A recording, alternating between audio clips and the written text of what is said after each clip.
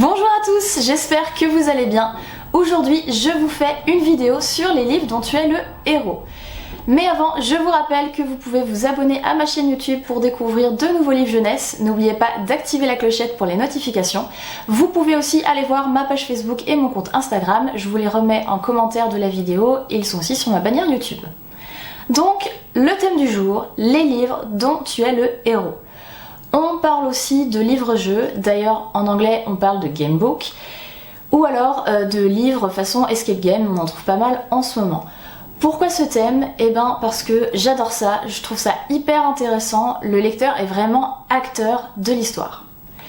Et pour commencer, je vais vous parler d'une collection qui m'a fait découvrir ça quand j'étais petite, c'est la collection des Vive l'aventure éditée chez Grund.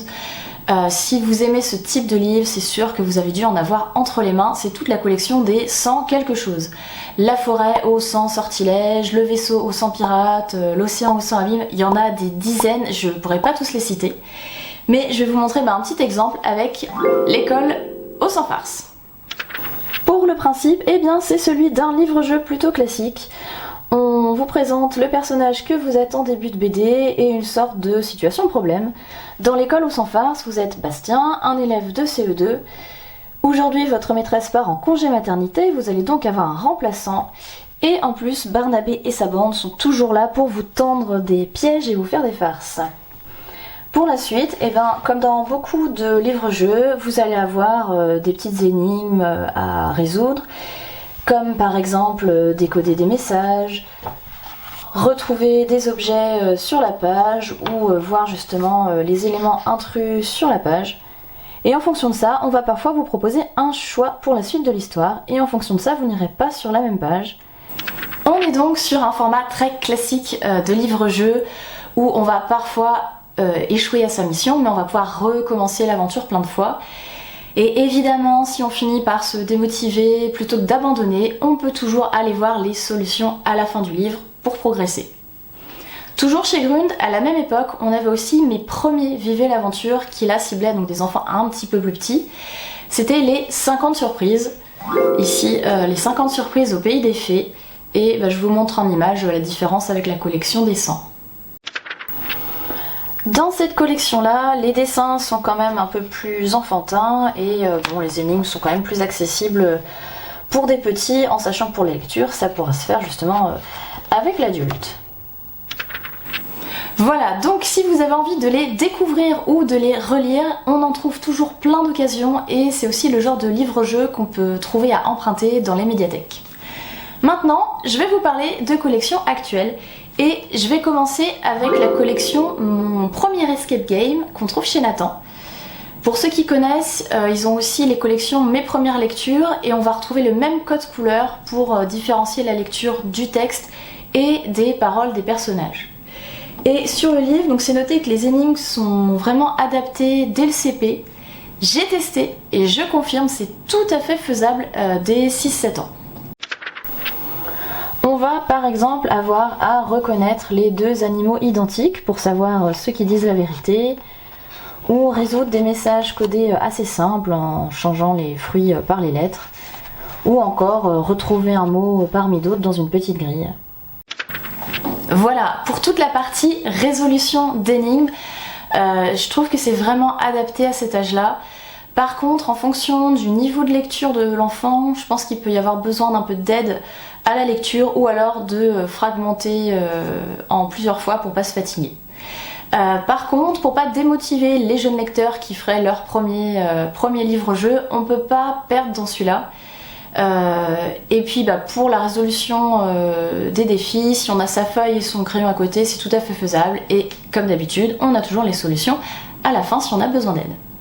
Maintenant, je vous parle d'une collection qui pour moi est plus adaptée à des enfants un peu plus grands, donc de 7 jusqu'à 10 ans, qui a forcément attiré mon attention car elle est clairement inspirée, voire elle rend hommage à notre fameuse collection des 100.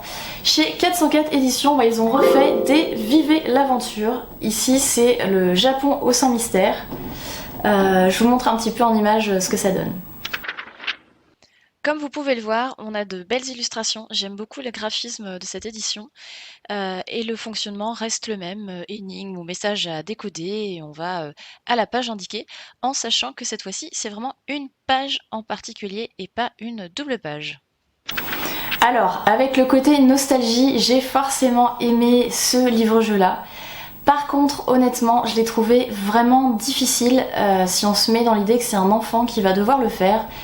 Déjà, c'est même pas la peine de penser de le faire sans avoir sa feuille et son crayon à côté. Impossible de se rappeler tout ce qu'on a déjà fait et de faire la suite de la quête juste de tête. Faut vraiment noter les pages où on a déjà été, les objets déjà collectés, la traduction des langues à décoder.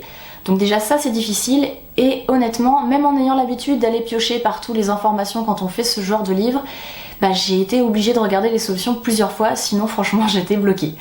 Donc je vais en prendre d'autres de la même collection pour voir s'ils sont plus accessibles, mais le Japon en particulier je l'ai trouvé quand même un peu dur.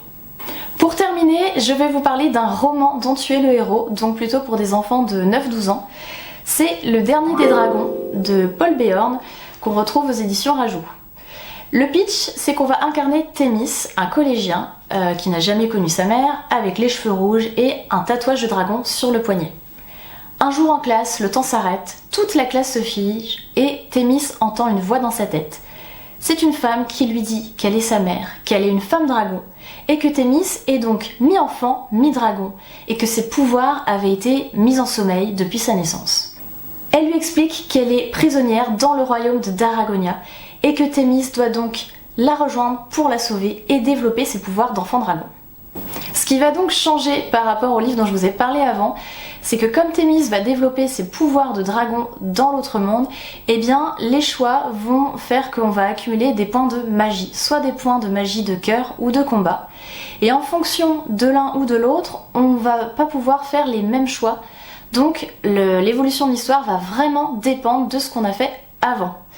Donc je l'ai fini une première fois et franchement j'ai adoré. Donc je l'ai refait pour voir justement différentes façons de finir l'histoire. Et vraiment il est vraiment génial. Je trouve que c'est une bonne base pour se préparer à des livres-jeux quasiment adultes où on va avoir vraiment beaucoup de critères à prendre en compte pour la suite. Merci d'avoir regardé cette vidéo. Si elle vous a plu, n'hésitez pas à mettre un pouce en l'air et à me laisser vos commentaires. Je ne peux que vous conseiller de prendre des livres-jeux. Franchement, c'est hyper fun, ça développe la logique, il y a vraiment que du positif. Merci et je vous dis à bientôt.